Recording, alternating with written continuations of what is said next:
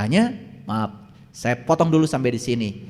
Nurullah, Nur Muhammad, Nur Insan, Gumulung Manunggal disebutnya adalah ruh. Nah, Nur Insan ini harus bersaksi pada Nurullah dan Nur Muhammad. Kalau dia sudah bersaksi pada Nurullah dan Nur Muhammad, itu sudah mengalami syahadat sejati. Makanya Raden Ronggo Warsito menyebut kitabnya beliau itu adalah Serat Wirid Hidayat Jati. Jadi apakah ini cocok dengan ajarannya Al-Quran? Cocok. Kan di Quran disebut laqad kafaral ladzina qalu innallaha salisu salasa. Kafirlah orang-orang yang mengatakan Allah salah satu dari yang tiga. Berbicara tentang Allah ya harus Nurullah, Nur Muhammad, Nur Insan. Satu kesatuan itu namanya tauhid. Itu dijelaskan dalam Quran surat Al-Maidah ayat 73. Nanti bakal masuk ke situ kalau yang mau belajar lebih lanjut. Ini baru brainstormingnya. Jadi ini bukan kajian, bukan santapan rohani, bukan. Ini baru kajian untuk mengantarkan kita supaya kita bisa santapan rohani. Santapan rohaninya belum. Kalau ngaji dengan saya jangan GR. Tadi saya ikut santapan rohani luar biasa. Apa? Ini baru santapan pikiran. Supaya pikiranmu mikir itu aja. Santapan rohaninya belum. Kalau mikir nanti akan sampai di mana rohani kita bisa menyantap. Ruh itu jiwa, ruh itu adalah nur, maka makanan ruh adalah nur pula. Makanya mohon maaf, saya menyitir bahasa Injil yang sangat simpel. Allah adalah roh adanya. Dan menyembah Allah harus dengan roh pula. Jadi kalau dalam bahasa Islam kan Allahu nurus samawati wal ardh masalu nurihi kamishkatin fiha misbah al misbahu fi jujaja ajujajatu ka'annaha kaukab duriyu yuqadu min sajarati mubarakah zaitunatil la sarkiyah wala gorbiyah walau lam tamsasun nar nurun ala nurin. Harus ketemu dengan nur ala nurin. Harus ketemu misbah. Harus ketemu lampu dalam diri kita. Harus ketemu dengan kaukab, bintang yang berkilauan. Harus ketemu. Kalau sudah ketemu baru caang baranang. Ternyata dalam diri kita itu tidak poek mongkleng buta rajin, caang baranang. Itu namanya menemukan kota terindah dalam diri. Disebut Madinatul Al-Munawwarah. Makanya hijrah dari Mekah ke Madinah itu hijrah dari kampung ke kota. Gitu bahasa Quran. Nah, jadi alam wahidiyah ini disebut dengan hakikat manusia. Wahidiyah adalah kesatuan yang mengandung kejamakan dan merupakan ta'ayun yang kedua. Pada tahap ini setiap bagian telah tampak terpisah-pisah dengan jelas. Dari ketiga martabat batin itu, ahadiyah, wahdah, wahidiyah sudah mulai jelas. Nah, ini yang disebut dengan Allah, Rasul dan insan. Makanya harus taat pada Allah dan Rasulnya. Makanya dalam Quran dikatakan faiza sawaituhu wa nafakhtu fihi min ruhi faqa'u lahu sajidin. Ketika aku sudah meniupkan ruhku ke dalam tubuh yang sempurna itu, maka hendaklah kamu bersujud. Jadi sujud dalam terminologi hakikat bukan sekedar membungkukkan badan, tapi sujud itu adalah jiwa selalu taat kepada sang pembimbing dalam dirinya, yaitu Allah dan Rasul yang sejati dalam dirinya. Nah, hadirin, kalau jiwa kita sudah manunggal dengan Allah dan Rasulnya, sudah bisa mendengar, berkomunikasi dalam diri, mual salah. Mual salah. Da salah mah asalna tina pikiran. Pikiran yang tidak tercahayakan oleh ilahi. Maka disebut pikiran gelap. Pikiran gelap itu yang disebut dengan ego. Ego disebut diri palsu. Jadi diri palsu itu adalah pikiran yang gelap. Itu yang suka yuwaswisu, yang suka ngaharewos, suka mencelakakan kita. Itu yang sering kita turuti. Nah, karena sang jiwa masih terpisah dengan Allah dan Rasul yang sejatinya dalam diri. Makanya Rasul sejati itu ada di sini. Sifatnya 4, sidik, amanah, fatonah, balagoh. Aya di dia nyampak. Dari orang mah hayo we diajar sifat Rasul 4.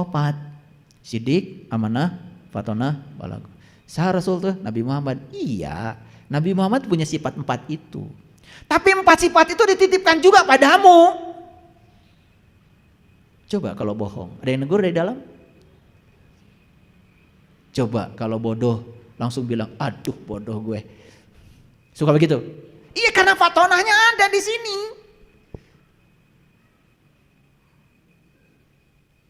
Nyata. Ngan hanya kau, tara diturut kurang. Betul? Ya, insya Allah. Ya.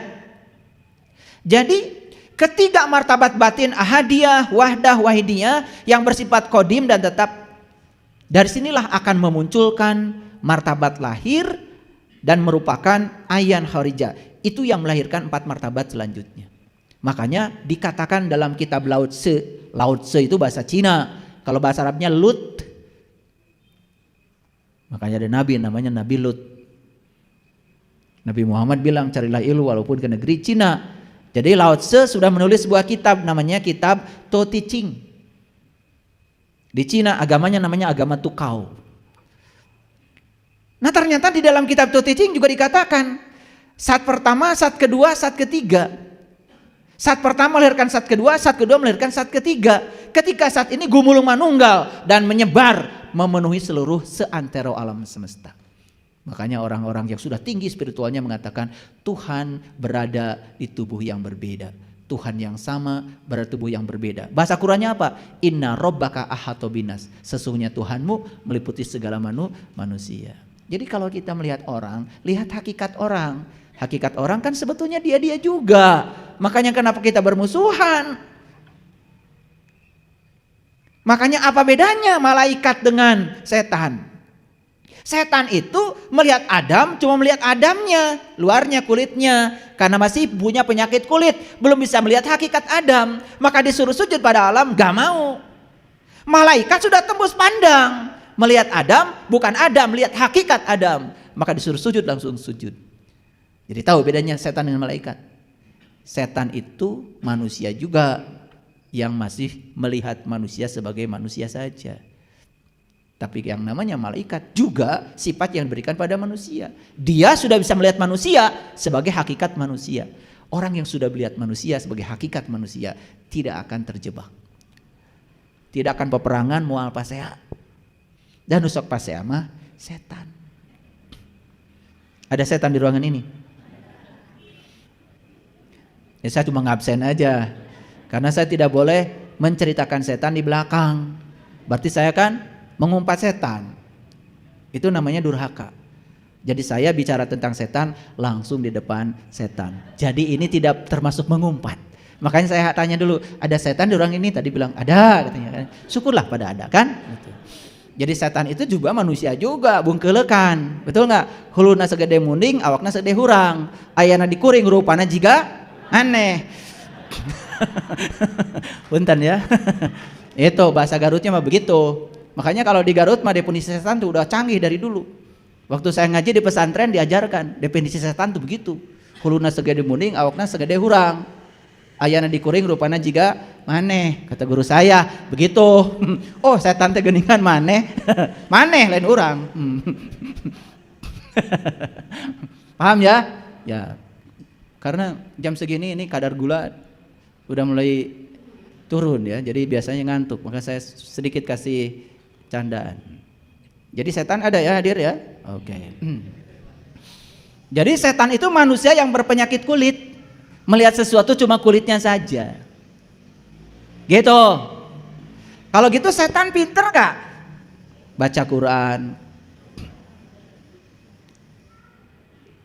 Pinter gak? Pinter. Makhrajnya pinter, idgomnya pinter, ihfanya pinter. Cuma ngerti Quran kulitnya saja. Eusina mah teuing tanya.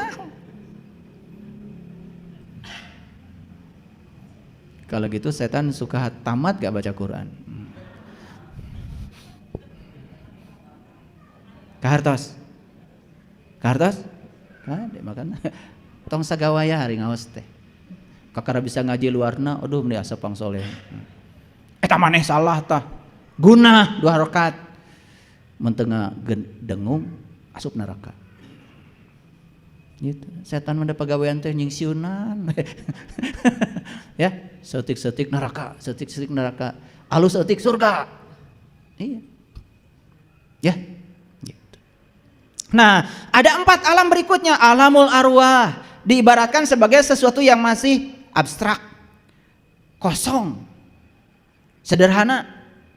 Masuk alam misal, diibaratkan sebagai segala sesuatu yang tersusun secara halus, tidak dapat dibagi, tidak dapat dipisahkan satu dengan yang lainnya. Itu pun masih belum bisa dikenali. Masuk alam yang ke-6, alam ajsam, diibaratkan sebagai sesuatu yang telah terukur, telah jelas tebal tipisnya, sehingga dapat dibagi-bagi. Masuk alam yang ke-7 yang disebut alamul insan kamil, mencakup 6 martabat terdahulu, 3 martabat batin, kemudian 3 martabat lahir. Jadi betapa istimewanya jadi manusia. Karena apa? 3 martabat lahir, 3 martabat batin ada di sini, dan 4 martabat lahir juga ada di sini. Jadi rek milarian naon atau orang keluar. Itu sebabnya kita harus ke diri. Kemana? Ke diri.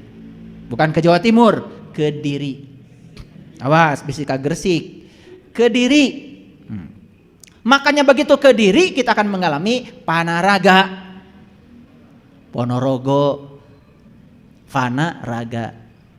Panaraga kita akan hancur, ya, bukan hancur secara fisik, tetapi kita tidak akan merasakan lagi ada di sini. Kita memasuki alam yang sejati, berdenyut bergetar di pusat kehidupan, masuk jantung kehidupan semesta. Itulah tauhid yang luar biasa. Di situ yang namanya nikmat iman, nikmat Islam teh ayana. Ngomong wungkul tiap Jumaah. Alhamdulillah orang sadayana masih dipaparin nikmat iman, nikmat Islam. Bari jeung can ngarasakeun nikmat iman Islam. Da teu ngarti iman jeung Islam teh naon. Makanya saya tanya dulu, iman dulu Islam dulu. Cok, ari geus ngarasakeun nikmat mah atuh jawab heula. Iman dulu Islam dulu. Iman dulu. Makanya la tamutunna illa wa antum muslimun.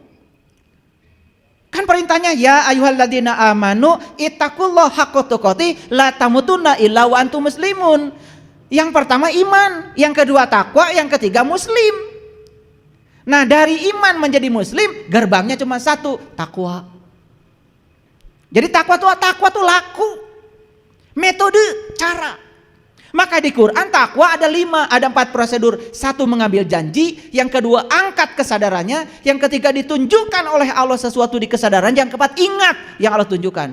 Itu yang namanya takwa versi Quran. Quran surat Al-Baqarah 63. Jadi iman akan menjadi Islam kalau sudah lewat takwa. Ari urang mah ukur make bajuna wungkul.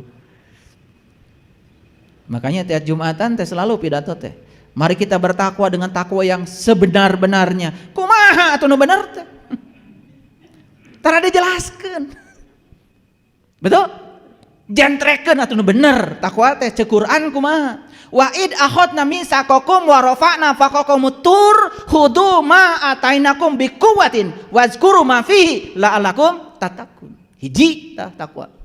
Nomor kedua lamun hayang takwa kudu saum. Saum heula iman heula.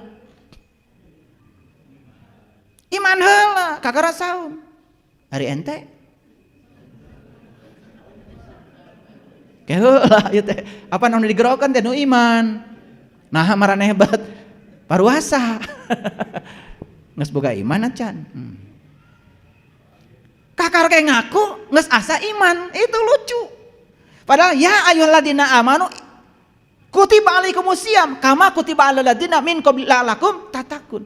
Kalau kita bisa siam, maka puncaknya adalah takwa.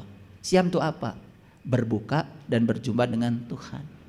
Makanya harus takjil. Takjil tuh menyegerakan berbuka. Tong dituna-tuna berbuka mata kalbunya. Itu namanya takjil. Dar we takjil teh jadi dahareun maneh mah.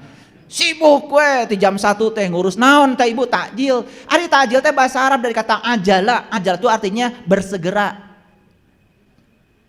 Cari cing wae. Segera berbuka mata kalbu mempeng maneh boga raga.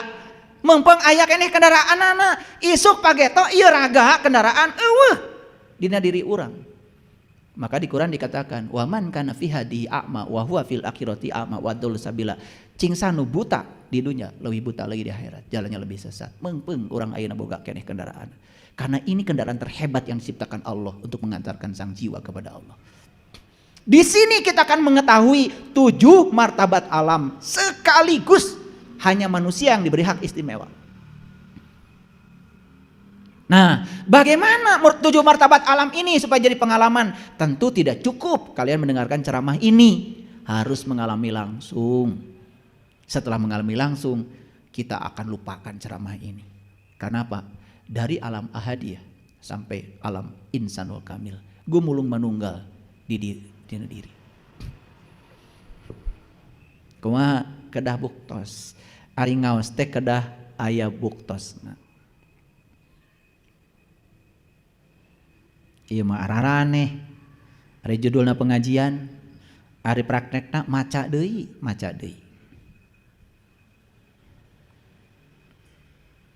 Aing ngaji mah tuh kedah mengkaji. Kata dasarnya juga kaji. Jadi pengajian berarti sebuah kumpulan yang isinya mengkaji. Kalau mengkaji menggunakan semua potensi pikiran dan akal budi termasuk kesadaran. Itu mengkaji. Ari maca mah sanes pangaosan, sanes pangajian, eta mah pangaosan. Ya. Abdi di kampung gaduh kelompok pangaosan. Naon isina? Maca Quran ngalareskeun bacaan tajwid, ihfa, idgham, panjang pendek. Nah, itu mah pangaosan. Kade, tong diberi judul pengajian aing ngaos unggul. Kahartos. Urang makan kadang-kadang ari judulna zikir, ari perak-perakannya nyebut, padahal zikir mah mengingat mah enggak ada suaranya. Betul? Pasalia wae. Da teu hartos teh apanya? Tajil ge jadi dahareun. Betul enggak? Ari imsak naon Ibu? Imsak itu artinya akhirkan. Segerakan berbuka namanya takjil. Kalau sudah berbuka akhirkan. Jangan sampai nutup lagi. Imsak. Terang imsak. Eta cenah urang teu meunang dahar nginum deui. Tuh jadi pasalia. Da teu ngarti teh. Da cek batur imsak teh kitu geuning. Imsak cenah geus tong dalalahar. Da urang mantaran nanya, cek batur kitu teh, kitu we. Daras teh? Iya. Resep ngiluan batur teh. Padahal di Quran jelas, wa may yattabi'u aksaruhum illa dzan. Kebanyakan manusia mengikuti sesuatu dengan persangkaan saja. Inadzan la yugni minal haqqi syai'a. Sesungguhnya persepsi, persangkaan, pembenaran itu bukan kebenaran. Itu bahasa Quran. Oke, baik kita lanjut. Jadi dari penjelasan yang tadi, untuk apa para leluhur kita membedah martabat 7 alam? Seperti itulah Allah turun tahta, saking ingin dikenal. Jadi mengenali dia dari mana? Iya dari sini, mengpeng ayeuna jadi jelema. Makanya manusia yang tidak menggunakan kolbunya untuk memahami, melihat dan mendengar, kan kata Quran ulaika kal an'am. Teu direken jelema. Ulaika kal an'am sama saja dengan binatang. Hoyong disebut jalmi. Apaan ari jalmi mah saurang orang Sunda oge. Jisim abdi, jisim kuring. Awas deh, jisim kuring, jisim dan kuring. Aya jisimna, aya jasadna, aya kuring, nuka kurung ku kuring. Jadi harus kenal dua-duanya, lahir batin. Makanya ngomong tuh jangan asal. Duh, lur kita ngasih sesuatu tuh sudah luar biasa. Cuman sayang kitanya tidak peduli. Nah sekarang, mari kita lihat ayat ini. Silakan lihat ayat ini. Ini Ali Imran ayat yang ke-6.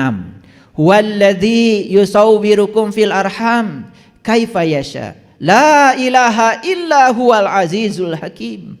Dialah Allah yang telah membentuk kamu dalam rahim sebagaimana yang direncanakannya. Ayo sadari kalimat ini. Di mana kita dibentuk? di rahim. Hasil apa? Hasil pelukan. Ingat, kalian itu bukan hasil pukul-pukulan. Hasil pelukan. Dalam pukul-pukulan mau jadi. Betul apa tidak? Sadar, oh saya itu hasil pelukan. Nah orang teh pasea wae.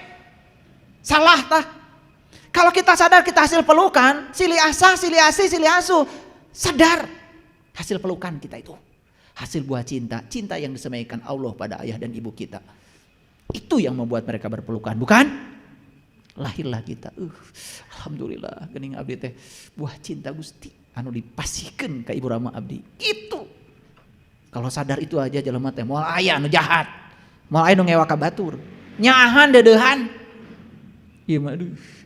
Batur meuli TV, maneh anu pusing. Batur meuli mobil, jalan-jalan, maneh anu lieur. Pasti orang kayak gitu penyakitnya hipertensi, kolesterol, asam urat. Diuk saeutik nangtung langsung. Umur kakara 40 tahun begitu cengkat kunang-kunang. Eta loba teuing segala di pikiran. Jadi gering teh lahir batin, betul? Iya. Jadi kalau lahirnya gering itu teh tanda batinna oge teu damang. Ya. Ya, lahir nama gering, batin nama teu damang.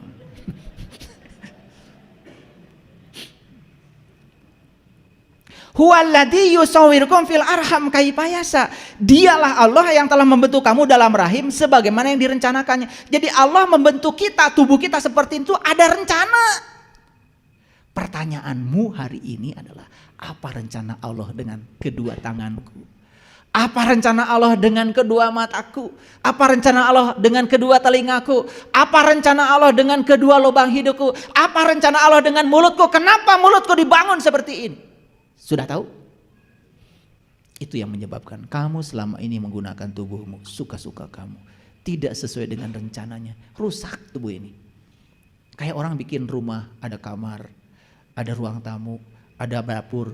Pasti sesuai dengan rencana. Begitu dipakai, nggak ngerti yang make. Dar bawa kompor ke kamar. Nya kahuruan atuh di kamar. Makanya kamar kita ini kahuruan terus dah loba kompor. Salah nempatkan kompor. Tidak sesuai rencana. Nah ngaji dengan saya sebetulnya nanti saatnya, ini masih bicara umum nih. Kalau udah bicara ilmu khusus, saya akan kasih tahu sama kalian. Bagaimana cara untuk berusaha membahagiakan Sang Pencipta. Menggunakan ciptaannya sesuai dengan rencananya. Maka Allah dalam Asmaul Husna disebut Al-Musyawwir. Sang arsitek agung. Moal mungkin Allah ngadamel awak urang jika kieu bentuk nyiga kieu teu aya maksad. Sing kapenak tah maksadna teh. Tuh, bentos kapenak. Sagala kitab teh aya da diri urang.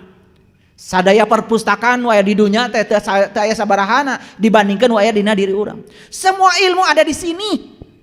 Saya kasih tahu. 30 juz Quran ada di sini. Inna alaina jam'ahu wa Qur'anahu.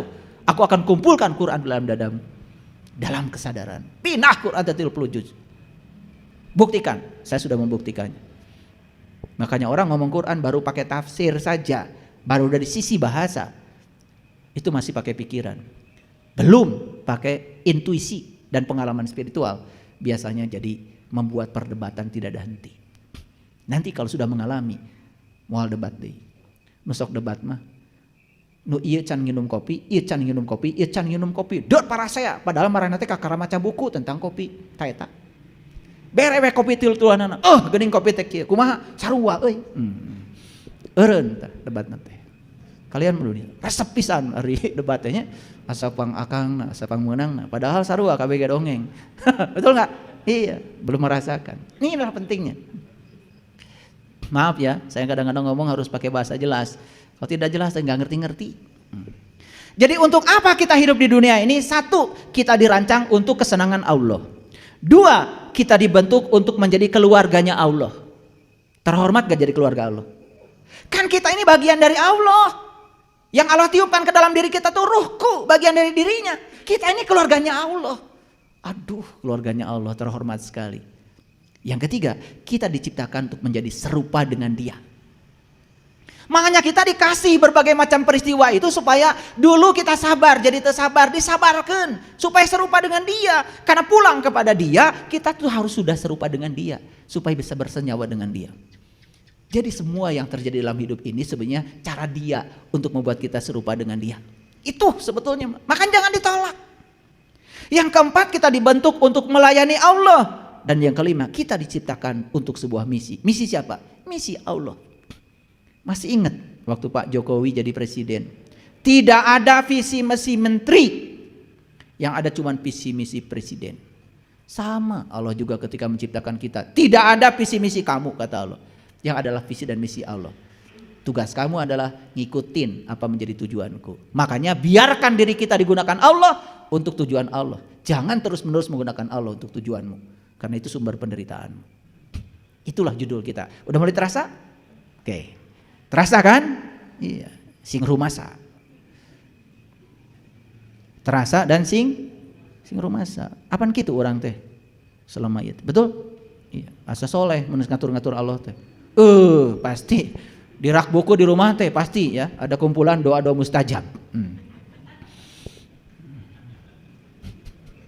Pasti. Tuh, iya. Tiap ada edisi baru kumpulan doa mustajab pasti kalian beli itu. Ya, iya. Mani resep ngatur Allah teh. Dan geus meuli buku eta teh pasang solehna, betul? Ya. Sekarang biarkan diri kita digunakan Allah untuk tujuan Allah. Erek nyeri, erek teu nyeri, erek pahit, erek amis. Kalau untuk Allah, untuk tujuan Allah, pasti baik. Karena kita ujungnya harus menjadi serupa dengan Dia. Supaya kuat, diberi tantangan oleh Allah supaya kuat, supaya sabar, dihadirkan orang-orang yang tidak sabar. Gitu cara Allah. Orang menolak wae. Hayang teh balat teh nu sabar kabeh, moal naik sabarna. Da sabar teh karena naik lamun orang diberi anu teu sabar. Jadi dikontrakkan, tapi itu untuk tujuan Allah. Jadi menjadi keluarga Allah istimewa. Istimewa. Hak istimewa yang terbesar dalam hidup kita adalah menjadi bagian dari keluarga Allah. Masuk ke dalam keluarga Allah adalah kehormatan tertinggi dan hak istimewa yang luar biasa yang dapat kita terima. Tidak ada yang sebanding dengan itu. Jika kita merasa tidak berarti, tidak dikasihi, tidak aman, itu berarti kita belum menjadi keluarganya Allah. Masuk ke keluarganya Allah. Makanya dalam istilah para nabi, para rasul disebutnya dulu ahlul bait. Gitu. Makanya para sahabat sering disebut ahlul bait. Istilah lain dalam Al-Quran disebutnya ulul albab. Ulul albab, pemilik lub, sudah masuk di keluarganya Allah. Jadi sebuah perjalanan hidup ini harus punya tujuan. Tujuan siapa? Bukan tujuan kita, tujuan Allah menciptakan kita. Makanya hidup harus digerakkan oleh tujuan Allah. Bagaimana caranya? Semua diawali dengan Allah. Innalillah wa inna ilaihi rajiun. Semua diawali dengan Allah dan akan kembali pada Allah. Jadi kita ini ada bukan karena kebetulan, karena tadi kita ada direncanakan Allah. Mari kita koreksi sekarang. Apa yang menggerakkan hidup kita? Ini lihat saya semua. Saya sudah survei. Saya sering diundang di banyak perusahaan untuk ngasih pelatihan karyawan. Saya tanya, kenapa Anda kerja? Jawabannya, kalau saya nggak kerja, saya nggak punya uang. Kalau saya nggak kerja, anak saya sekolah gimana? Kalau saya nggak kerja, saya nggak punya rumah. Kalau saya nggak kerja, cicilan saya nggak kebayar. Kira-kira apa yang mendorong dia bekerja? Allah atau rasa takut? Takut kan? Takut apa? Takut kekurangan. Sekarang periksa diri kita. Betul nggak? Kita kerja selama ini digerakkan oleh Allah, digerakkan oleh tujuan Allah, atau digerakkan oleh rasa takut kita sendiri? Makanya selama kalian bekerja dengan rasa takut, kalian akan menarik ketakutan baru. Itu namanya like attracts like, yang serupa menarik yang serupa. Hukumnya namanya the law of spiritual attraction, hukum tarik menarik spiritual. Loh, kenapa saya kok sudah bekerja tetapi kok tidak cukup, malah banyak yang menakutkan? Karena kamu bekerja, basicnya yang mendorong kamu bekerja adalah ketakutan. Maka yang akan datang pada dirimu adalah hal-hal yang menakutkan. Akibatnya rezeki tidak berkah. Sedikit menakutkan, banyak juga tidak berkah. Tuh. Saya mencoba mensurvei orang-orang yang kalangan akademisi. Saya tidak menemukan jawaban dari mereka, kenapa kamu bekerja di sini? Harapan saya jawabannya, saya bekerja di sini karena saya sedang dipakai oleh Allah menjadi kepanjangan tangan Allah untuk menyampaikan cinta kasih Allah pada orang-orang yang butuh keahlian saya. Saya diberi ilmu hukum karena Allah menitipkan ilmu hukum pada saya. Saya jadi dokter karena Allah menitipkan ilmu kedokteran pada saya. Saya jadi ahli matematika karena Allah menitipkan matematika pada saya. Saya jadi ahli fisika karena Allah menitipkan ilmu fisika pada saya. Saya bekerja di sini bukan karena saya pegawai negeri, bukan karena saya digaji, tapi saya bekerja di sini karena saya dipakai oleh misinya Allah untuk menyampaikan cinta kasih Allah pada orang-orang yang butuh keahlian saya. Jarang yang menjawab begitu. Makanya temahi wae gajina. Iya, ngutang wae. Makanya wajahnya juga mengerikan kayak uka-uka. Ini penting. Makanya kenapa Nabi Muhammad mengajarkan kullu amrin tibalin la yubda'u bi basmalah fa huwa afdal. Setiap pekerjaan mulailah dengan basmalah. Atas nama Allah Anda bekerja. Uang, gaji itu hadiah dari semesta karena kebaikanmu. Disitulah nilai keberkahan akan datang. Bayangkan sekarang orang bekerja terus mikirkan uang. Dia gajian tanggal 1 terus mikirkan tanggal 1. Aduh lila kene. Kakarage tanggal 3 nges mikiran tanggal 1. Da gaji nges beak. Gaji sebulan 2 hari habis. Baru tanggal 3 ya. Kakara 2 poin di tanggal 1 gajian nges mikiran tanggal 1 nu bakal datang. Teriweuh kumaha hirup kitu. Tidak ada pelayanan buat Allah, tidak merasa diri sebagai pelayan. Saya kasih tahu, semua orang yang bekerja, yang mengaitkan pekerjaan dengan uang, dia hanya dapat uang. Sebentar ada, sebentar tidak ada. Tapi kalau dia menjadi pelayan Allah, percaya sama saya, tidak akan kurang uangnya. Selalu ada. Itu yang disebut dengan wa may yattaqillaha yaj'al lahu makhraja wa yarzuqhu min haitsu la yahtasib. Wa may yatawakkal 'alallah fa huwa hasbuh. Innallaha balighu amri qad ja'allahu likulli syai'in qadra. Eta doa teh disebutnya doa 1000 dinar. Dibaca 1000 kali unggal isuk. Bagi malarat teu boga duit. Batur geus garawe maneh maca doa eta keneh 1000 kali. Masih percaya keneh mun dibaca can 1000 kali maneh bahkan arti mana? Da duit mah kudu dijemput teu boga leungeun, teu boga suku. Kade duit teh teu boga suku. Mau datang sorangan ka imah teu dijemput mah. Makanya 3 cara cari uang, saya kasih tahu. 1, bekerja dengan sungguh-sungguh karena Allah. Yang kedua, banyak memberi. Banyak memberi. Banyak memberi. Dan yang ketiga, saat memberi, lepaskan. Sembunyikan kebaikanmu seperti kau menyembunyikan keburukanmu. Jadi, lamun geus mere ka batur teh, tong dibeja-beja. Cicing. Iya mau meresa eutik iklan kemana kamari abdi tos masihan ka panti asuhan sabaraha ibu 100.000 sakarungga beas teu mahi. Jadi apa yang menggerakkan manusia selama ini? Saya kasih tahu. 1 yang menggerakkan manusia adalah rasa bersalah. Yang kedua yang menggerakkan manusia adalah kebencian dan kemarahan. Ada orang yang digerakkan hidupnya oleh kebencian dan kemarahan, ingin balas dendam. Yang ketiga digerakkan rasa takut. Yang keempat digerakkan oleh keinginan menguasai materi. Dan yang kelima digerakkan oleh kebutuhan akan pengakuan. Hayang diaku ku batur. Itu yang membuat manusia sibuk. Ini hasil riset. Ini hasil riset. Jadi hasil riset ini ya dari Warren ya, namanya Warren. Jadi Warren itu sudah membuat riset ya. Judul risetnya adalah The Purpose Driven Life. Hidup yang didirikan oleh tujuan. Dia melakukan riset bertahun-tahun, ternyata semua manusia di dunia itu sibuknya digerakkan oleh 5. 1 rasa bersalah, 2 kebencian dan kemarahan, 3 rasa takut, 4 materi, dan yang kelima adalah kebutuhan akan pengakuan. Semuanya keliru. Harusnya kita diciptakan oleh Allah, hidupnya digerakkan oleh tujuan Allah menciptakan kita. Nah sekarang saya kasih tahu, ini harusnya bayar. Ini ilmu mahal, hasil riset yang panjang, ya, saking mahalnya tidak perlu bayar. Oleh karena itu saya bagikan ilmu ini pagi ini, dan sekarang cobalah kalian kembalikan. Saya sibuk digerakkan oleh Allah untuk menjadi kepanjangan tangan Allah, menyampaikan misi Allah. Sekarang bilang sama Allah, wa bizalika umirtu, ya Allah, aku siap menerima perintahmu. Wa ana awalul muslimin, inilah awal aku menjadi seorang yang berserah diri. Kalau kita digerakkan oleh Allah, bismillah kita perbaiki atas nama Allah yang Maha Pengasih dan Maha Penyayang.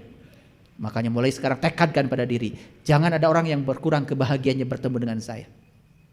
Jangan ada orang yang terluka hatinya bertemu dengan saya. Jadilah kalian sumber cinta, sumber sukacita, sumber kegembiraan, sumber kedamaian bagi seluruh makhluk di semesta ini. Percaya sama saya, wa yarzuqu min haitsu la yahtasib. Rezeki berkah mulai datang melimpah tanpa batas. Disitulah kita menemukan tujuan hidup, di situ kita menemukan arti hidup, sehingga kita berguna bagi banyak orang. Gitu baru benar hidup. Paham sampai di sini? Nah, jadi kembali ke judul kita, apa tadi? Biarkan diri kita digunakan Allah untuk tujuan Allah. Bilang sama Allah sekarang, maaf ya Allah, selama ini saya menggunakan Engkau untuk tujuan-tujuan saya. Inilah sumber penderitaan saya. Dan hari ini saya sadar, hari ini saya kembali ya Allah. Terimalah kembalinya saya ini. Dan insya Allah kalau mau mengubah, semua keadaan akan berubah secepat kilat. Percaya sama saya. Semua yang saya sampaikan, apa yang saya alami, saya rasakan. Saya pernah berada di situasi itu. Dulu saya bekerja mencari uang. Dulu saya bekerja ingin dapat pengakuan. Alhamdulillah, saya punya rumah hilang semuanya. Punya mobil dipinjam tetangga, gak balik sampai sekarang. Punya uang miliaran juga dipinjam sama teman, gak balik sekarang, ketemu juga enggak. Saya ditegur oleh Allah luar biasa. Kenapa? Saat itu saya sadar, saya hidup digerakkan oleh 5. Dan setelah itu saya kembalikan pada Allah. Saya kenali dia dan saya hidup hanya ingin digerakkan oleh Allah saja. Setelah itu kerja saya tidak seperti dulu. Dulu 4:30 saya udah kerja, pulang jam 11 malam. Berangkat cari uang itu 4:30, anak saya, istri saya masih tidur. Saya pulang ke rumah, anak saya, istri saya sudah tidur. Jarang ketemu. Pulang ke rumah hanya mampir sebentar untuk tidur, besok sudah berangkat lagi. Saya pernah di situasi seperti itu. Alhamdulillah duitnya habis. Dan sekarang ketika saya ubah semuanya, santai saja. Jamnya ngasih PR sama anak, bantu PR, bantu PR. Jamnya harus ngantar istri saya ke pasar, bawa jinjingan, antar aja ke pasar. Jamnya harus ngantar istri saya ingin ke salon, saya antar ke salon. Santai aja. Setelah saya pulang haji, saya sadar ketika sa'i, laki-laki lari, perempuan jalan. Urusan rohani, urusan spiritual, lari. Urusan dunia, urusan duit, jalan aja. Jalan aja. Begitu kita digerakkan oleh Allah, percaya sama saya, semua kembali pada Allah. Bahkan cicilan pun yang bayar Allah. Kan kita suka baca sholawat. Sholatullah, salamullah, ala toha rasulillah. Sholatullah, salamullah, ala yasin habibillah. Oh, sin itu habibillah, orang yang sudah dicintai Allah. Saya cari sin di mana ya? Saya ingin dicintai Allah. Saya ingin dicintai Allah. Berarti saya harus ketemu orang yang sudah dicintai Allah. Turunlah ayat yang mengatakan, "Qul in kuntum tuhibbunallah fattabi'uni yuhibbukumullah wa yaghfir lakum dzunubakum." Jika kamu ingin mendapatkan cintanya Allah, fattabi'uni, ikuti aku kata Rasul. Ikuti aku kata Rasul. Yuhibbukumullah. Maka Allah yang telah mencintai aku akan mencintai kamu. Rasul sudah tidak ada sekarang, sudah disampaikan ilmunya kepada para penerusnya, kepada para tabi'in, para tabi'in, para sunan, para wali, para guru-guru mursyid. Sudah disampaikan ilmunya kepada mereka. Sudah disampaikan kepada para ulama, cari mereka yang sudah di tingkatan habibillah. Siapa yang mencapai tingkatan itu? Yang sudah mengawali tingkatan itu dengan ma'rifatullah. Selanjutnya musyahadatullah. Selanjutnya mukasyafatullah. Sampai pada tingkat mahabbatullah. Itu namanya habibillah. Itulah sin. Maka sin geriginya 3. Gerigi yang pertama menyatakan nurullah. Gerigi yang kedua menyatakan nur Muhammad. Gerigi yang ketiga menyatakan nur insan. Itulah ingsun. Makanya sampura sun, sampurna insun. Sampurna insun itu kalau yang 3 sudah gumulung manunggal dalam diri, menjadi sahadat sejati, sahadat rasa, bukan sahadat sekedar ucapan. Jadi dari mana malas berpikir itu? Kita malas berpikir karena apa? Kita merasa puas kalau kita sudah membaca, padahal kita belum mengurai secara analitik apa yang kita baca. Kalau saya lanjutkan, alhamdulillahi rabbil alamin, segala puji habis buat Allah. Dibagi lagi, ada kodim tuh, macam-macam tuh. Ada puji itu ada puji kodim alal kodim, puji kodim alal hadis, puji hadis alal kodim, ada puji hadis alal hadis, diurai lebih dalam lagi sampai ketemu intisarinya. Alhamdulillah, lepas semuanya, dipuji tidak terbang, dihina tidak tumbang, karena segala puji habis buat Allah, tidak tersinggungan lagi, tidak sakit hatian lagi. Kalian baca alhamdulillah setiap hari. Alhamdulillah itu diucapkan cuman saat kalian mendapatkan yang kalian ingin. Punya dapat uang, alhamdulillah. Hilang uang, gak pernah bilang alhamdulillah. Harusnya tetap alhamdulillah. Kalau hilang uang itu bagus bagi kita. Makanya kata Nabi, ya, jika kamu mendapatkan sesuatu, ucapan alhamdulillah dan bersyukur. Dan jika kamu kehilangan sesuatu, tetap ucapkan alhamdulillah dan bersabar. Jadi alhamdulillah itu diucapkan di segala situasi. Pernah kalian hilang uang baca alhamdulillah? Berarti masih terjebak dualitas. Alhamdulillahnya masih palsu. Karena alhamdulillah jadinya sama dengan terima kasih. Didangkalkan alhamdulillah jadi terima kasih. Itu kalimat yang sangat agung, luar biasa. Lanjut, Ar-Rahman, Ar-Rahim, Maliki Yaumiddin, Iyyaka na'budu wa iyyaka luar biasa. Gak cukup waktu saya mengurai itu. Kenapa kita selama ini tidak mendapatkan pesan-pesan itu? Satu kuncinya, malas berpikir. Apa? Malas berpikir. Geus embung mikir.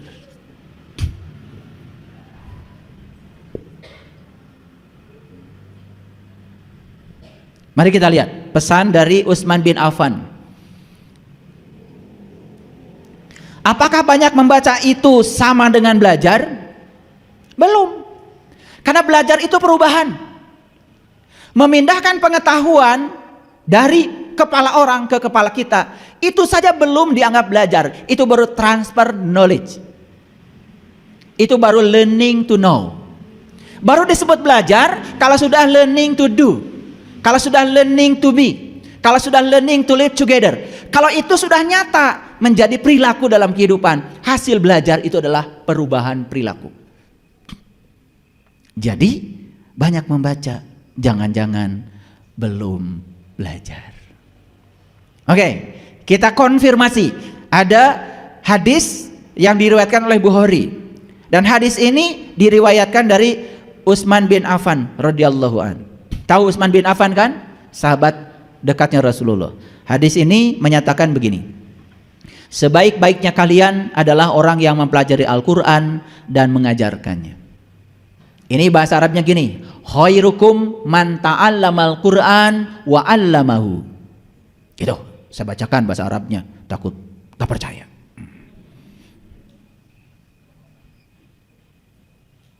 Jadi setiap saya bicara pasti saya bacakan bahasa Arabnya, baik Quran maupun hadis. Takut nggak percaya. Karena kalau assalamualaikum percaya, kalau salam sejahtera buat kita semua nggak percaya.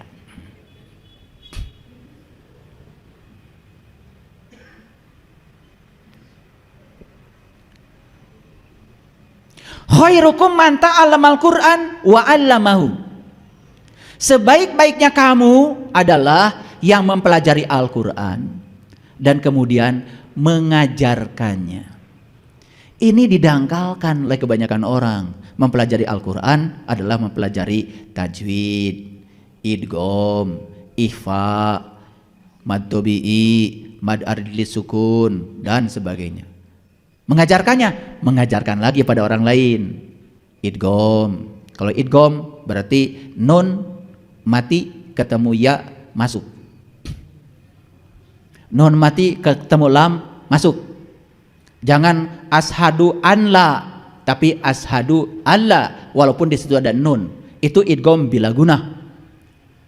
Jadi kalau kalian sudah mengerti tata cara membaca Al-Quran, itu belum termasuk kategori mempelajari Al-Quran, baru mempelajari tata cara membaca Al-Quran. Jadi kalau diajarkan lagi tata caranya, bagus, biar orang lain sama, bagus bacanya. Karena kalau nggak bagus juga bacanya nggak enak dengernya. Udah bacanya Pak Baliut, ikhfa, idgham, nggak ngerti, panjang pendek gak ngerti, udah gitu orang lain disuruh denger, ya ngerti sendirilah. Bismillahirrahmanirrahim. Alhamdulillahi rabbil alamin. Ar-Rahmanirrahim. Maliki yaumiddin.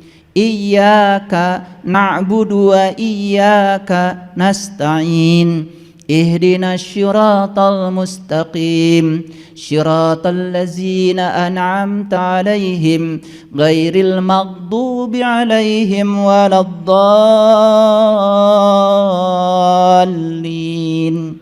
Itu baca Al-Fatihah.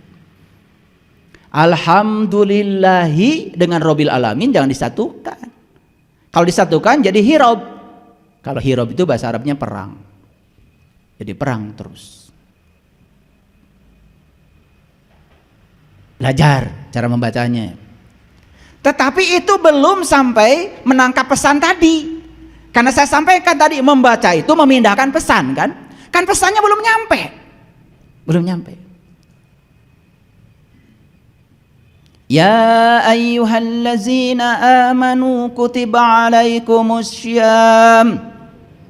Hai orang-orang yang beriman, diwajibkan kepada kamu siam. Udah sampai nggak pesannya? Kalau yang sudah sampai dia bisa menganalisis. Hai orang yang beriman, berarti yang dihaikan orang beriman. Dia cari siapa orang beriman. Apakah saya beriman? Atau saya mengaku beriman? Jangan-jangan saya belum beriman. Jangan-jangan saya tidak dihaikan. Apa itu saum? Cari referensinya. Apa itu saum? Apakah saum seperti yang dilaksanakan kebanyakan orang? Apakah itu saum? Kenapa saum disamakan dengan puasa? Cari referensinya. Oh, saum dari bahasa Arab, puasa dari bahasa Pali. Oh, maksud puasa begini, maksud saum begini. Apa irisannya? Sebelum melakukan, ketemu dulu ilmunya. Jadi saumnya itu hakul yakin. Bahkan saumnya sudah sampai pada tingkat isbatul yakin. Saya melaksanakan saum karena apa? Dari sisi kesehatan. Saum melaparkan tubuh. Ketika tubuh lapar, sel lapar. Ketika sel lapar, maka sel-sel mati dalam tubuh akan dimakan oleh sel lapar. Masuklah yang disebut dengan autolisis. Tubuh menghasilkan protein yang namanya autopagisom. Tubuh raksasa yang bisa menghapuskan semua sel-sel mati. Orang habis saum sebulan penuh, kalau makan malamnya teratur, pasti wajahnya bercahaya. Jadi saya ini sedang melihat kalian nih, ini saum udah mau berakhir nih. Jadi saya ingat tuh wajah kalian awal Ramadan yang saya perhatikan hari ini. Saum dari sisi sains seperti itu. Oh, saum dari sisi yang lain, dari sisi Al-Quran, dari sisi spiritual dibahas. Kalian melaksanakan saum itu keren, saumnya benar. Kenapa? Pesannya sudah sampai. Dari dulu itu aja.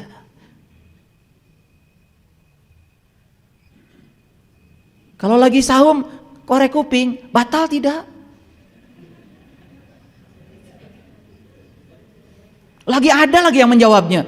Seperti dia itu kayak penentu saja. Bisa menentukan batal tidaknya. Lucu kan? Lagi berenang, kemudian gak sengaja minum air, namanya juga gak sengaja. Gak usah ditanya hukumnya. Semua yang tidak sengaja tidak kena hukum. Ini yang nanya kacau, yang ditanya lebih kacau lagi. Lagian dijawab lagi, oh hukumnya gini-gini, kayak dia penentu.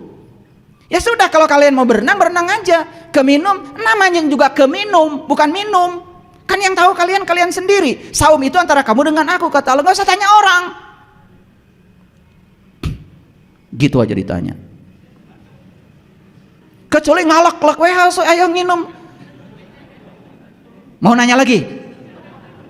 Yang tahu kamu ya diri kamu. Nggak usah tanya orang, nggak usah. Gitu. Istri saya masak di dapur. Tanya sama saya, ya boleh nggak ngicip supaya masakan enak untuk menyenangkan banyak orang? Saya bilang boleh. Saya tanggung dosanya. Biar saya nanggung dosanya. Niatnya ingin membahagiakan orang, kecuali nyicipnya 1 sendok, 2 sendok, 3 sendok. Lah itu urusan kamu dengan diri kamu sendiri. Tapi niatnya itu adalah ngicip untuk menyenangkan orang supaya tidak gagal masak. Menghadirkan banyak orang ke rumah ternyata garam kurang atau keasinan. Terus masalahnya apa? Kan tetap aja melaparkan tubuhnya jadi. Kenapa jadi dipersulit agama itu?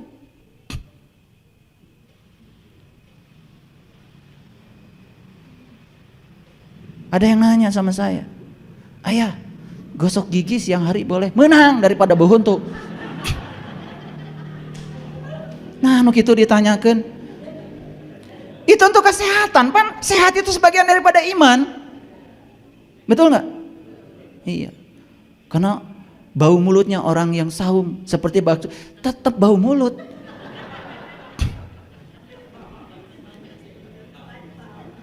Ada maksud saya? Jadi jangan dibuat rumit, karena sesungguhnya saum yang sebenarnya secara hakikat itu adalah lisoimi farhatani, farhatun inda iftarihi wa farhatun inda liqa'i rabbih. Ada 2 kegembiraan bagi orang yang saum, satu ketika berbuka, yang kedua jumpa dengan Tuhan. Jadi saum itu harus berbuka. Buka apa?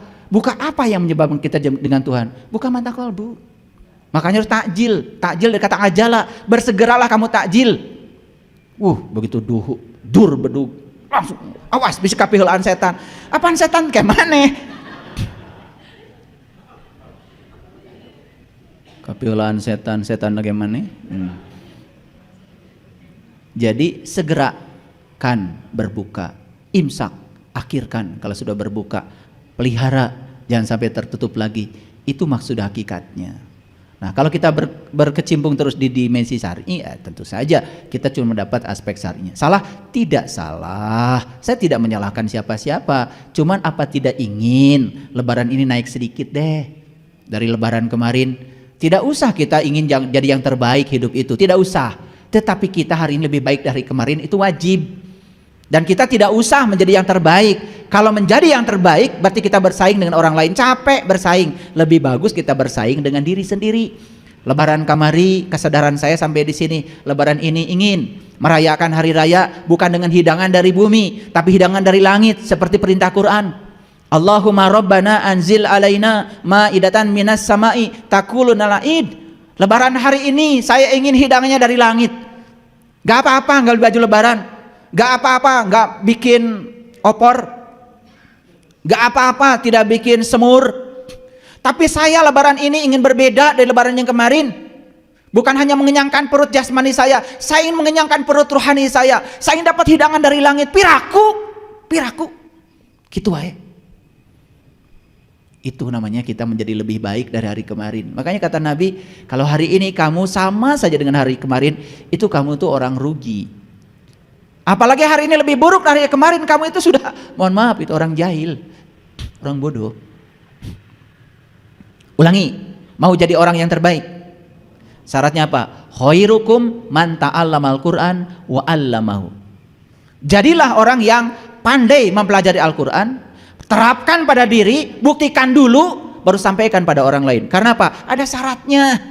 Orang beriman itu tidak boleh menyampaikan sesuatu yang tidak mengalaminya, tidak memahaminya. Kan begitu kata Quran. Ya ayyuhallazina amanu lima taquluna ma la taf'alun kabura maqtan indallahi an taquluna ma la taf'alun. Jangan menyampaikan sesuatu yang kamu tidak mengalaminya. Alami dulu bismillah, sampaikan pada orang lain. Alami dulu alhamdulillah, sampaikan pada orang lain. Alami dulu ihdinas syiratal mustaqim, sampaikan pada orang lain. Alami dulu syiratal ladzina an'amta alaihim, sampai kamu mendapatkan nikmatnya, sampaikan pada orang lain. Itu batasannya. Tidak boleh menyampaikan sesuatu yang kita sendiri belum mengalaminya. Clear sampai di sini? Oke. Jadi mempelajari Al-Quran itu bukan hanya terbatas mempelajari tata cara membacanya, tetapi mempelajari isi kandungannya yang sangat keren. Makanya saya sudah membuat ya Al-Fatihah itu satu flash disk. Saya bongkar rahasia semua. Al-Baqarah satu flash disk. Ali Imran satu flash disk. Al-Maidah satu flash disk. Udah saya buat semuanya, penjelasannya detail. Ya, udah. Kalau perlu nanti silahkan aja menghubungi tim kita ini. Saya buka rahasianya Al-Baqarah. Apa rahasianya sapi betina itu? Saya bongkar semua dari ayat 1 sampai ayat 286. 23 episode. Silahkan.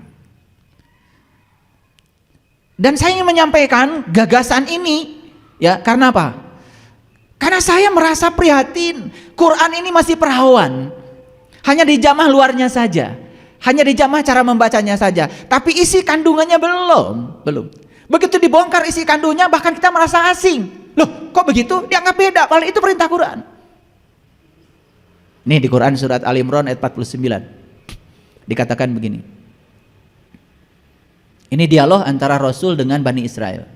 Kata Rasul begini. Ya. Aku akan menunjukkan tanda-tanda Tuhan kepadamu, kata Rasul pada Bani Israel. Bani Israel itu orang yang berjalan menuju Tuhan. Tetapi kamu harus diubah menjadi burung. Dan nanti kamu akan menjadi burung dengan seizin Allah. Dan kalau kamu bisa menjadi burung dengan seizin Allah, maka kamu akan bebas dari 3 penyakit. 1 penyakit buta mata kalbu, 2 penyakit kulit, ngerti sesuatu cuman kulitnya saja. Yang ketiga, kematianmu akan bangkit, yaitu kematian kesadaran. Asing nggak? Asing nggak? Padahal itu Quran, baru surat Al Imran ayat 49. Asing nggak? Asing, padahal sering dibaca.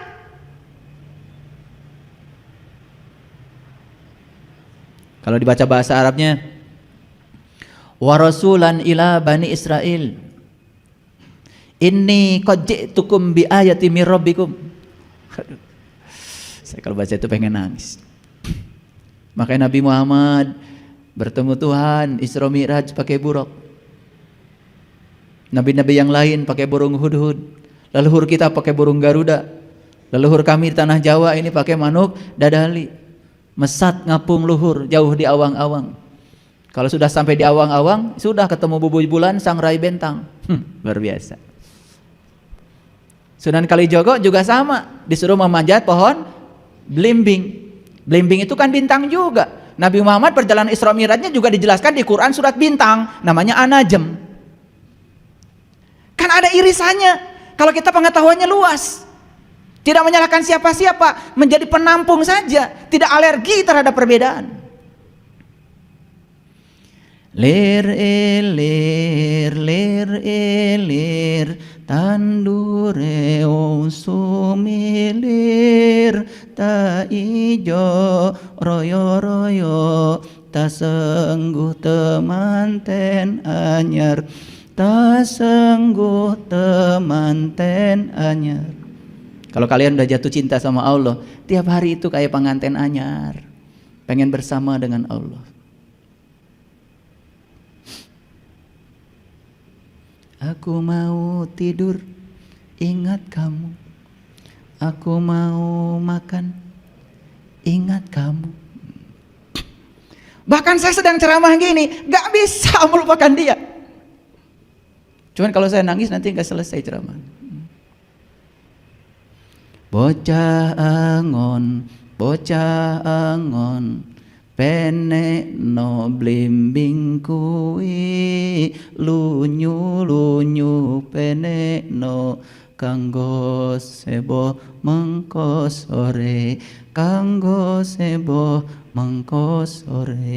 mumpung bulan padang rembulane mumpung jembar kalangane yuk surahus sora iyo yuk bersukacita sorak. Mumpung kalian jembar kalangane, mumpung masih hidup, mumpung masih sehat, Jagalah mudamu sebelum datang tuamu, jagalah sehatmu sebelum datang sakitmu, jagalah adamu sebelum tidak adamu, jagalah waktu luangmu sebelum ada waktu sempitmu. Maka Nabi bilang, jagalah yang 5 sebelum datang yang 5. Itu mumpung jembar kalangane, mumpung masih hidup, mumpung masih sehat. Yuk sekarang, yuk surahe, surah iyo, bersorak penuh sukacita. Lagu itu keren banget. Memanjat pohon belimbing, bukan belimbing itu, panjat bintang di langit yang terdekat. Walaqad ra'ahu nazlatan ukhra inda sidratil muntaha indaha jannatul ma'wa id yaghsha sidrati ma yaghsha. Oke. Kita sekarang hidup di abad 21. Ciri manusia abad 21 itu menurut UNESCO. Nih saya ambil referensi UNESCO. 1. Berpikir kritis. 2. Berpikir kreatif. 3. Berpikir kolaboratif. Yang keempat, berpikir komunikatif. Dan yang kelima, ditambahkan oleh orang Indonesia, compassion, penuh cinta kasih. Dari UNESCO-nya cuma 4. Ini badan dunia sampai merumuskan ciri manusia abad 21. Berpikir kritis, berpikir kreatif, berpikir kolaboratif, berpikir komunikatif. Lihat saya semuanya. Berpikir kritis artinya kita tidak mau menerima sesuatu tanpa argumen. Saya cerita tuh dengan anaknya Kang Firman. Masih baru TKA. Dia tanya sama guru agamanya, mengapa harus puasa? Guru agamanya menjelaskan pahalanya ini. Bayangkan, gak masuk di nalarnya. Sampai dia gak mau lagi ketemu dengan guru agamanya. Kemudian dijawab sama ayahnya, ayah kenapa ayah puasa? Nah, perut kita ini tiap hari makan capek, makanya dengan puasa perutnya istirahat. Dia pun mau puasa. Bayangkan anak kecil sudah diajarkan pahala, ini, surga, neraka, gak ngerti. Salah menyampaikan pesannya, anak itu menjadi antipati. Jadi jangan heran kalau sekarang pertumbuhan orang yang ateis semakin banyak. Bahkan itu terjadi di Jazirah Arab. Saya pernah share ya di grup ya artikelnya. Bagaimana pertumbuhan orang yang ateis semakin banyak. Bahkan terjadi di Jazirah Arab. Kenapa? Orang menjadi a priori terhadap agama. Kenapa? Agama jadi doktrin, tidak menarik bagi anak muda karena tidak dijelaskan. Coba jelaskan, kenapa mesti wudhu? Kenapa mesti sholat? Jelaskan sesuai dengan pikirannya mereka. Mau? Bahkan banyak sekali anak-anak muda yang belajar dengan saya. Kemarin waktu sharing sholat khusyuk, ayah, sekarang itu saya merasa rindu untuk sholat. Karena dia merasakan nikmatnya sholat, dan dia mengerti tujuan sholat. Kan kalau anak kita dibawa ke restoran yang enak, pasti rindu dong, minta lagi. Kalau ada rasa kan. Sekarang kita paksa anak kita harus sholat, tenggelam sirahna. Mungkin sholat di depan ibu bapaknya, tetapi dia tidak sholat di belakang itu. Karena kita pun tidak pernah mengajarkan rasanya sholat. Paham maksud saya? Kita perlu merubah pola pendidikan agama supaya agama ini menarik bagi anak-anak. Ini contoh yang sederhana tadi. Ketika guru agama menjawab pahala, pahali dan lain sebagainya, dia tidak mau lagi belajar, gak ngerti, tidak bisa ditangkap oleh otaknya. Tapi dijawab dengan sederhana, nah puasa itu karena lambung kita terus makan, dia capek. Dan kalau kita puasa, dia istirahat. Masuk di otaknya. Bahkan bilang, kalau begitu besok saya mau puasa. Puasa karena kesadaran. Gitu gak kalau menjauh sama anak-anak? Ya, sama seperti kalian kalau, itu gak boleh, pakai tangan kiri, pakai tangan kanan. Anak akan tanya, apa salahnya tangan kiri? Kalau kalian tidak bisa menjelaskan, jangan berharap kalau doktrin itu akan diikuti oleh anak-anak. Anak sekarang itu kritis. Karena sekarang anak kita hidup di abad 21. Ulangi, ciri manusia abad 21 berpikir kritis. Segala sesuatu argumentatif. Harus ada argumennya. Berarti kita harus pintar. Yang kedua, berpikir kreatif. Kreatif itu out of the box. Kan disebut kreatif tuh gini. Sampah bagi kebanyakan orang ya sampah. Bagi orang yang kreatif, dia menjadi kerajinan, itu namanya kreatif. Kreatif itu out of the box. Bogol pisang bagi kebanyakan orang dibuang. Di Cimahi bogol pisang jadi gepuk. Itu namanya kreatif, out of the box. Ini ciri manusia abad 21. Gitu gak kalian? Gitu gak kalian? Kalau gitu kalian manusia abad berapa? Jawab. Kritis enggak. Orang gitu ngikut aja. Kreatif apalagi. Nah, berpikir kolaboratif. Kolaboratif itu artinya bekerja sama sekarang itu, karena kita sudah terhubung. Contoh, dulu betapa susahnya ketika kita ingin makan cepat, dan sekarang kolaboratif. Apa? Kolaborasi dengan Gojek, kolaborasi dengan GoFood, kolaborasi dengan platform marketplace. Hanya tek tek tek tek, udah langsung neng nong ke rumah datang. Ini pesanan ibu, betul. Kolaboratif. Dan yang keempat, komunikatif. Jadi kalau kita hidup di abad 21 tapi bodoh, karena apa? Karena asa benar sorangan, mau diajar ke batur, tidak komunikatif. Macam bukan diri kita, bukan diri kita, bukan diri kita. Belajar apa saja. Saya waktu dihadiahi Dhamma Pada sama Bante teman saya, sampai di rumah itu saya tidak selesai baca itu. Bagaimana kemuliaannya Sang Buddha. Setiap kali pengalaman-pengalaman pribadi hariannya itu dibukukan dalam Dhamma Pada. Saya sampai nangis itu, pengen seperti itu.